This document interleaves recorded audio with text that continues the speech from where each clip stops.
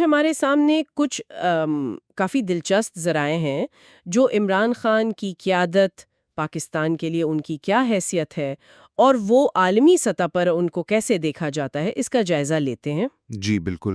ان میں عمران خان، قائد، ریاست اور عالمی پہچان سے کچھ حصے ہیں، اور ساتھ ہی آپ دیکھیں تو B B C, Time magazine, the Guardian جیسے بڑے ناموں کے تجزیے بھی شامل ہیں۔ جی ہاں، تو ہمارا مقصد آج یہی ہے کہ ان مختلف زاویوں سے جو باتیں سامنے آ رہی ہیں ان کو سمجھیں، دیکھیں کہ ان کی قیادت کے کون سے پہلو زیادہ نمایاں ہیں، ٹھیک۔ اور یہ بھی کہ عالمی میڈیا آخر انہیں پاکستان کے سیاسی منظرنامے میں اتنا اہم کیوں سمجھتا ہے آج بھی۔ صحیح۔ تو آئیے پھر اس کا گہرائی سے جائزہ لیتے ہیں۔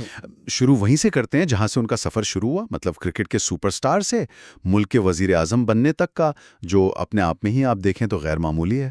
بالکل غیر معمولی ہے۔ تو ذرائع یہ بتاتے ہیں کہ ان کی لیڈرشپ کا ایک مرکزی خیال تھا نیا پاکستان۔ جی، نیا پاکستان کا ویژن۔ ہاں، یعنی انصاف، میرٹ، احتساب پر مبنی ایک نظام بنانے کا وعدہ، اور اس میں ان کے مطابق جو پرانی وہ کرپٹ اشرافیہ تھی اس کی جگہ نہیں تھی۔ صحیح۔ اور بین الاقوامی میڈیا بھی اکثر انہیں ایک باقی رہنما کے طور پر دکھاتا ہے، جیسے کوئی سٹیٹس کو چیلنج کر رہا ہو۔ جی ہاں، اور یہ پہچان صرف ملک کے اندر نہیں بنی، عالمی سطح پر بھی ان کی ایک شناخت قائم ہوئی۔ جیسے آپ دیکھیں 2019 میں ٹائم میگزین نے انہیں دنیا کے 100 بااثر ترین افراد میں شامل کیا۔ اوہ، اچھا۔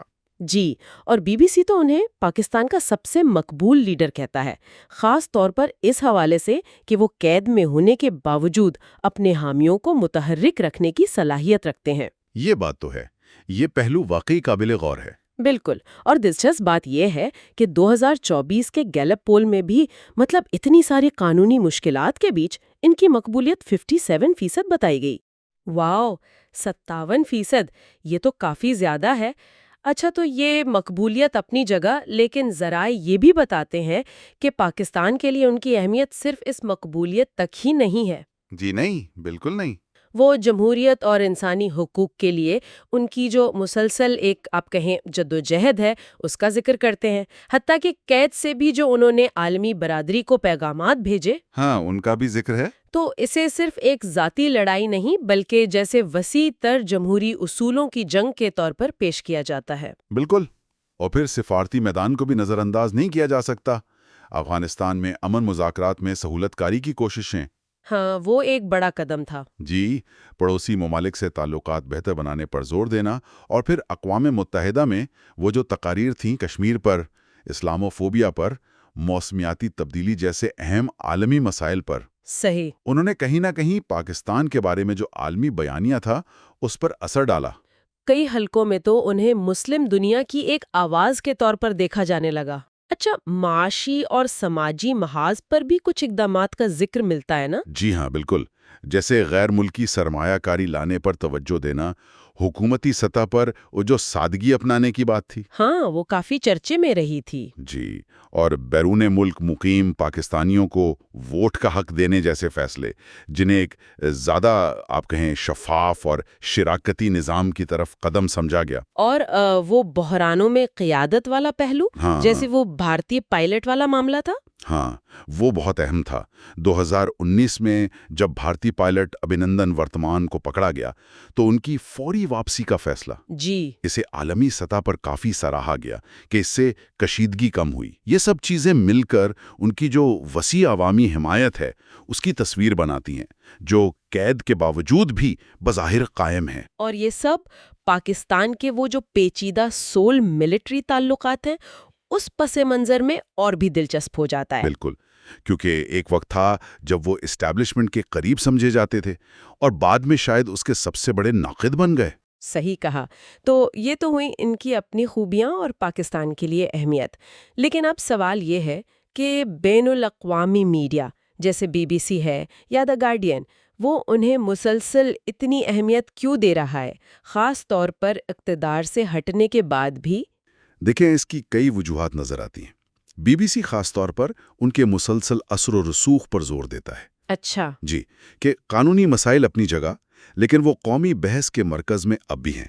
پھر ان کی وہ جو کرشماتی شخصیت ہے اور عوامی مقبولیت، جسے پاپولسٹ اپیل کہتے ہیں، ہاں وہ تو ہے ہی۔ وہ ایک کلیدی حیثیت رکھتی ہے۔ بی بی سی کے مطابق انہوں نے اپنا ایک امیج بنایا ہے، ایک مسلی کا، ایک اینٹی اسٹیبلشمنٹ ہیرو کا، جو کرپشن کے خلاف لڑ رہا ہے۔ لیکن کیا میڈیا انہیں صرف مثبت ہی دکھاتا ہے یا کوئی دوسرا رخ بھی ہے؟ نہیں، ایسا بالکل نہیں ہے۔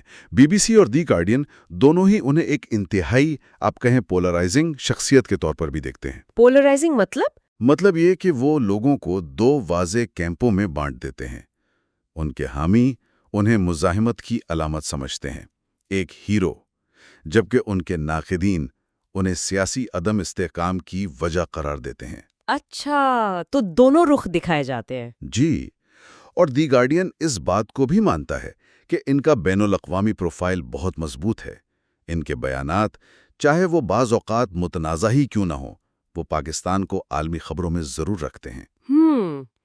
تو اگر ہم ان تمام ذرائع کو ملا کر دیکھیں تو جو تصویر بنتی ہے وہ کافی کثیر جتی ہے۔ جی، پیچیدہ ہے۔ ہاں، ایک طرف اصلاح پسند رہنما، دوسری طرف عالمی سطح پر پہچانے جانے والے سفارتکار، اور ساتھ ہی ایک بے حد مقبول لیکن گہری تقسیم پیدا کرنے والی شخصیت بھی، بالکل، جو پاکستان کی سیاست اور خاص طور پر وہ جو سول ملٹری تعلقات کا محور ہے اس کے بالکل بیچ میں ہے۔ آپ نے صحیح کہا، اور بین الاقوامی میڈیا کی دلچسپی کی بنیادی وجہ شاید یہی ہے، ان کی یہ نہ ختم ہونے والی مقبولیت، نظام کو چیلنج کرنے کی ان کی صلاحیت، اور پاکستان کو عالمی سٹیج پر کسی نہ کسی طرح خبروں میں رکھنے کی اہلیت۔ صحیح، تو آخر میں سامعین کے لیے ایک نقطے پر سوچنے کی دعوت دیتے ہیں۔ جی ضرور۔ ان کی اس پائیدار مقبولیت اور سول ملٹری تعلقات پر جو مسلسل توجہ رہتی ہے، اس کو دیکھتے ہوئے اگر اتنی مرکزی سیاسی شخصیت روایتی پارلیمانی نظام سے باہر رہ کر بھی اپنا اثر و رسوخ اسی طرح برقرار رکھتی ہے، تو پاکستان کے جمہوری مستقبل کے لیے اس کے طویل مدتی اثرات کیا ہو سکتے ہیں؟ اس پر ضرور